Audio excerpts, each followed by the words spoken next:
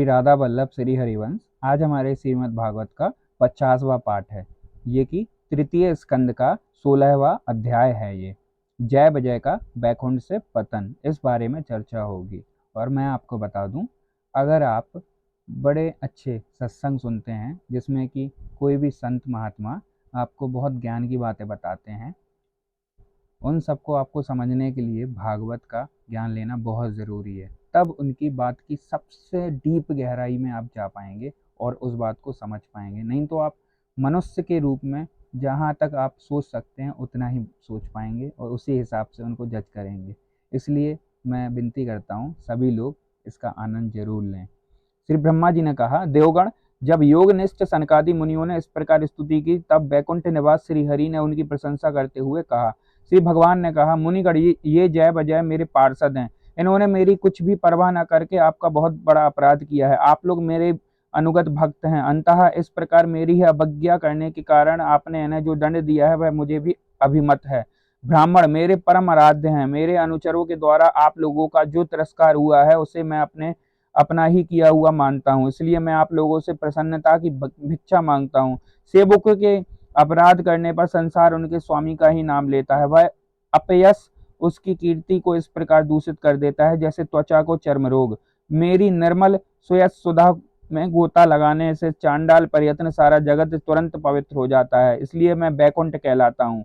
किंतु यह पवित्र कीर्ति मुझे आप लोगों से ही प्राप्त हुई है। इसलिए जो कोई आपके विरुद्ध आचरण करेगा वह मेरी भुजा ही क्यों ना हो, मैं उसे तुरंत काट डालूंगा। आप लोगों की सेवा करने से ही मेरी चरण रज को ऐसी पवित्रता प्राप्त हुई है कि वह सारे पापों को तत्काल नष्ट कर देती है। और मुझे ऐसा सुंदर स्वभाव मिला है कि मेरे उदासीन रहने पर भी लक्ष्मी जी मुझे एक क्षण के लिए भी कभी नहीं छोड़ती। यज्ञ भी इन्हीं के लेस मात्र कृपा कटाक्ष के लिए अन्य ब्राह्मण आदि देवता नाना प्रकार के नियमों एवं व्रतों का पालन करते हैं, जो अपने संपूर्ण कर्म फल मुझे अर्पण कर सदा संतुष्ट रहते हैं। वे निष्काम ब्राह्मण ग्रास पर तृप्त होते हुए घी से तक तरह तरह के पकवानों का जब भोजन करते हैं, तब उनके मुख से मैं जैसा तृप्त होता हूँ वैसा यज्ञ में अग्नि रूप मुख से यजमान की दी हुई आहुतियों को ग्रहण करके नहीं होता।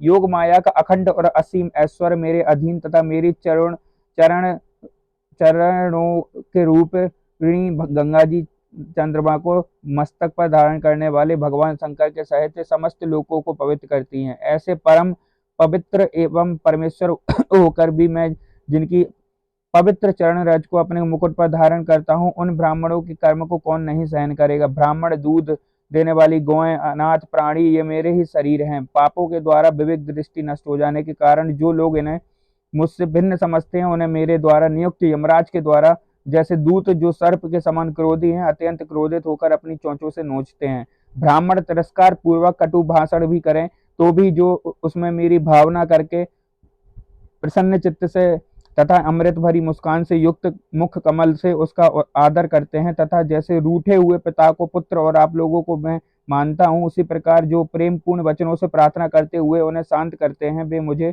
अपने बस में कर लेते हैं। मेरे इन सेवकों ने मेरा अभिप्राय न समझकर ही आप लोगों का अपमान किया है। इसलिए मेरे अनुरोध से आप केवल इतनी कृपा कीजिए कि इनका यह निर्वासन काल शीघ्र ही समाप्त हो जाए। ये अपने अपराध के अनुरूप अधम गति को भोगकर शीघ्र ही मेरे पास लौट आए। ब्रह्मा जी कहते हैं, देवताओं, सनकादि मुनि क्रोध रूप सर्प से डसे हुए थे, तो भी उनका चित्त अंतःकरण को प्रकाशित करने वाली भगवान की मंत्रमयी सुंदर वाणी सुनते ही तृप्त नहीं हुआ। भगवान की उक्ति बड़ी ही मनोहर और थोड़े अक्षर वाली थी, किंतु वह इतनी अर्थपूर्ण, सारयुक्त, दुर्विज्ञेय और गंभीर थी कि बहुत ध्यान देकर सुनने और विचार करने पर भी वे यह ना जान सके कि भगवान क्या करना चाहते हैं। भगवान की इस अद्भुत उदारता को देखकर वे बहुत आनंदित हुए। उनका अंग अंग पुलकित हो गया। फिर योग माया के प्रभाव से अपने परम ऐश्वर्य का प्रभाव प्रकट करने वाले प्रभु से वे हाथ जोड़कर कहने लगे। मुनियों ने कहा, स्वयं प्रकाश भगवान, आप सर्वेश्वर होकर भी जो यह कह रहे हैं कि यह आपने मुझ पर बड़ा अनुग्रह किया, सो इससे आपका क्या अभिप्राय है, हम नहीं जान सके हैं। प्रभु, आप ब्राह्मणों के परम हितकारी हैं। इससे लोक शिक्षा के लिए आप भले ही ऐसा माने कि ब्राह्मण मेरे आराध्य देव हैं, वस्तुतः तो ब्राह्मण तथा देवताओं के भी देवता ब्रह्मा आदि के भी आप ही आत्मा और आराध्य देव है। सनातन धर्म आपसे ही उत्पन्न हुआ है, आपके अवतारों द्वारा ही समय समय पर उसकी रक्षा होती है तथा निर्विकार रूप आप ही धर्म के परम गुरु और रहस्य हैं। यह शास्त्रों का मत है। आपकी कृपा से निवृत्ति परायण योगी जन सहज में ही मृत्यु रूप संसार सागर से पार हो जाते हैं। फिर भला दूसरा कोई आप पर क्या कृपा कर सकता है भगवान।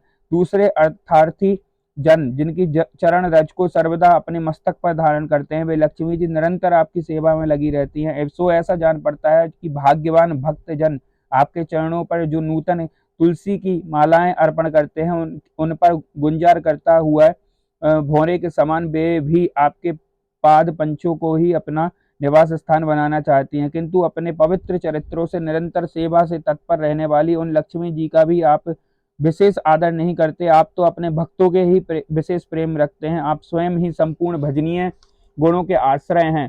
क्या जहां तहां विचरते हुए ब्राह्मणों के चरणों में लगने से पवित्र हुई मार्ग की धूलि और श्री वत्स का चिन्ह आपको पवित्र कर सकते हैं? क्या इनसे आपकी शोभा बढ़ सकती है?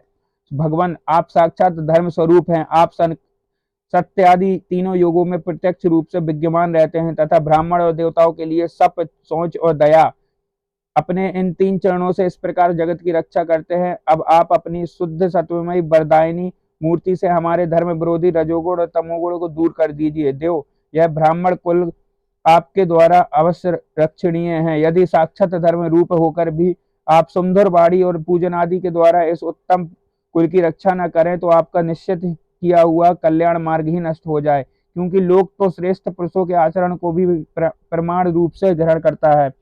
प्रभु, आप सत्व गुण की खान हैं और सभी जीवों का कल्याण करने के लिए उत्सुक हैं। इसी से आप अपनी शक्ति रूप राजा आदि के द्वारा धर्म के शत्रुओं का संहार करते हैं, क्योंकि वेद मार्ग का उच्छेद आपको अभिष्ट नहीं है। आप त्रिलोकीनाथ और जगत प्रतिपालक होकर भी ब्राह्मणों के प्रति इतने नम्र रहते हैं, इससे आपके तेज की कोई हानि नहीं होती। यह तो आपकी लीला मात्र है। सर्वेश्वर इन द्वारपालों को आप जैसे उचित समझे वैसा दंड दें अथवा पुरस्कार रूप में इनकी वृत्ति बढ़ा दें। हम निष्कपट भाव से सब प्रकार से आपसे सहमत हैं, अथवा हमने आपके इन निरपराध अनुचरों का साथ दिया है, इसके लिए हम ही को उचित दंड दें, हमें वह भी स्वीकार है। श्री भगवान ने कहा, मुनिगण, आपने इन्हें जो शाप दिया है वह सच जानिए वह मेरी ही प्रेरणा से हुआ है। अब ये शीघ्र ही दैत्य योनि को प्राप्त होंगे और वहां क्रोधावेश से बढ़ी हुई एकाग्रता के कारण सुदृढ़ योग संपन्न होकर फिर जल्दी ही मेरे पास लौट आएंगे।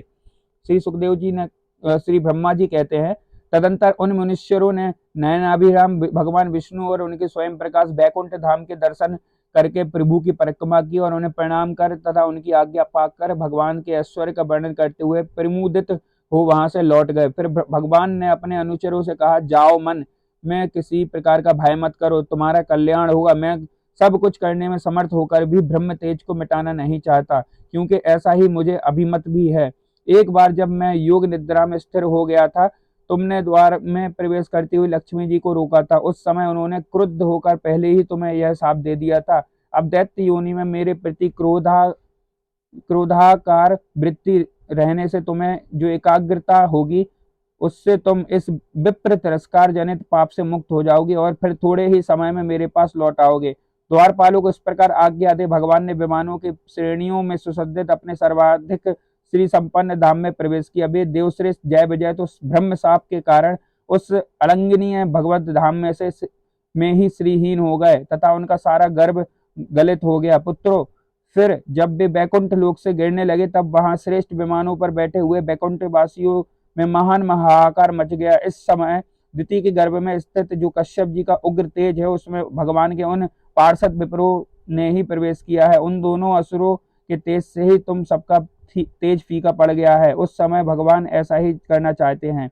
जो आदि पुरुष संसार की उत्पत्ति स्थिति और लय के कारण हैं, जिनकी योग माया को बड़े बड़े योगी जन भी बड़ी कठिनता से पार कर पाते हैं, वे सत्वादी तीनों गुणों के नियंता श्री हरि ही हमारा कल्याण करेंगे।